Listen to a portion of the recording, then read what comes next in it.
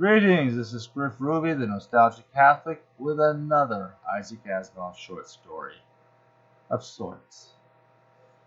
You've sometimes seen it in the list of his short stories, something called Star Empire. I'm going to show you what that actually is.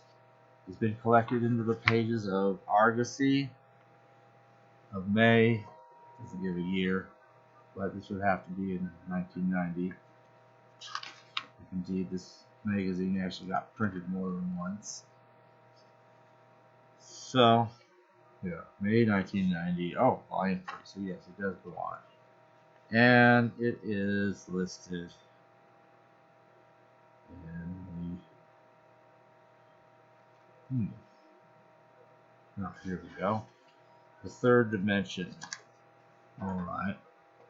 And it has something here. It says Star Empire by Isaac Asimov and Charles Schneeman.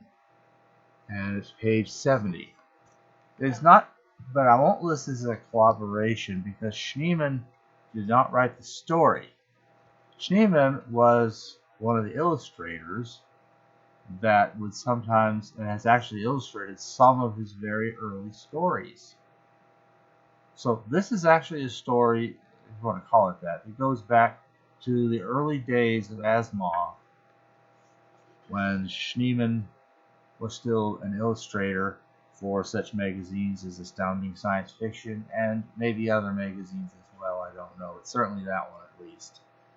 And sometimes, and he's even illustrated some of Asimov's own stories, at least some one or more of his early Foundation installments were, for example, illustrated by him. So Schneeman is an illustrator. Well, let's read the squib here. An Asimov discovery. In 1950, one of science fiction's greatest writers collaborated with one of science fiction's greatest artists to create a science fiction comic strip far in advance of its time. That's kind of intriguing. The only other description I've come across of this story, it says, this is a one-page comic strip, the first of an unrealized series that begins in the 287th year of the Imperial Era. So, let's go to page 70 and see what exists of this whole thing. It is not very much. We have a little page here describing what goes on and the history of this, and then we have the page itself. It's like a science fiction comic book, but it was going to have a really serious, credible story, and it's only an Asimov could come up with, but it would all be illustrated like a collaborative effort with him and Charles Schneeman as the illustrator. So I'm going to read this little blurb here. Okay.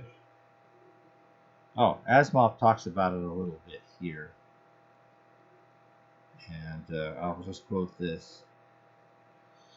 The Star Empire comic strip, drawn by Charles Schneeman from a script by myself, this is Asimov speaking somewhere, was created about 1950, which was 2 years after I got my PhD and after I had joined the faculty of Boston University School of Medicine. The strip was stillborn. Schneeman was hoping to rouse interest on the basis of that first bit, but apparently never did. I never heard of it again, and I went on to write my novel, The Stars Like Dust, on the idea I had vaguely developed for the script. Ah, so this is going to go to there. Interesting. Well, that gives me some context that's useful. Now here's the blurb that he talks that the editors here say. Perhaps more than any other writer in the early days of modern science fiction, Isaac Asimov has a sense of the ordinary in life. His stories, carrying the touch of day-to-day life, are peopled with professional men and women recognizable in today's world. Unlike the heroes of so many other writers, Asimov's protagonists do not appear to have stepped off the grand opera stage in full costume, gaudy officers of the guard waiting for the second act. Even today, 50 years after the creation of modern science fiction by John W. Campbell and the writers like Asimov, who contributed to his Astounding Science Fiction magazine, cavalry boots, Sheko, and Raygun are still de rigueur in too many comic strip and comic book science fiction yarns, no matter how seriously intended. Star Empire, like the science fiction of the 40s, had another vision, though, one that mixed grandeur with the commonplace. For although Asimov celebrated the ordinary in mankind, he was always conscious of the extraordinary. This quality, emphasized again and again in John Campbell's Astounding Science Fiction, was shared by the late Charles Schneeman, one of the magazine's leading artists in the late 30s and early 40s. Though Schneeman had not yet mastered the technique of graphic story when this page was drawn, the promise is there not of a Sunday newspaper page where the drama must be too high for the serious science fiction story, but of a fully developed graphic novel, 40 years before its time. So it's actually kind of a cool artifact. And then one last note. This page of Star Empire has been, that's a mistype here. Something wasn't fault intolerant, I guess. Or maybe I thought that was a personal name. Has been reproduced from especially processed snapshots of the original art taken under difficult conditions by Matthew Tepper. Much of the fine detail of Charles Schneeman's work has been lost. The whereabouts of the original artwork is now unknown. So this is all we have. I find this interesting that this is kind of lead to something akin to the. So you have this panel, you have writing, you have spaceships coming to space, they land to Earth, you have police, you have arrests, you have different events going on, futuristic cars, returns to space, meetings up with other space vehicles that reflect cars. I'll read the book we've got here. Okay, Star Empire by Isaac Asimov and Charles Schneeman. Okay. August 6, 1945, atomic bomb is dropped on Hiroshima. For the first time since the discovery of fire, man has harnessed a completely new form of energy. A new age begins. Actually, it's the second time electricity comes between fire and atomic power, but okay, we'll ignore that.